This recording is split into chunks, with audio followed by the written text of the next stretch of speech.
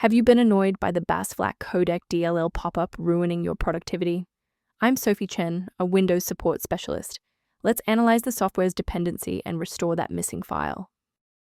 While we cover the technical fix for BASS FLAC Codec, you can also find a professional utility to assist with workstation optimization.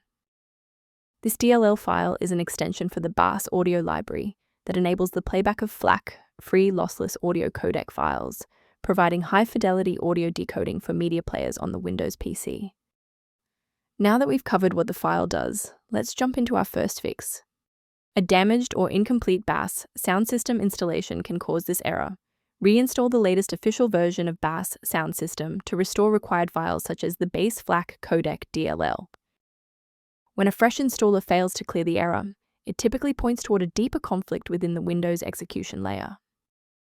A quick reboot can determine if the error is transient. While it won't fix a deleted file, it can re-establish the connection between your software and the BASS FLAC Codec file if the path was temporarily busy. Make sure to save your spot by bookmarking this video, or hit the like button before you restart so you don't have to search for it again. As we finalize the restoration, it's important to observe standard security protocols regarding system files. A quick warning: many sites offering the BASS FLAC Codec DLL are actually distributing modified files that can track your keystrokes and compromise your passwords. Using a professional maintenance utility is a proactive step toward keeping your system state healthy and your software synchronized. If library links appear fragmented, the repair utility linked below provides background information on maintaining the BASS FLAC codec.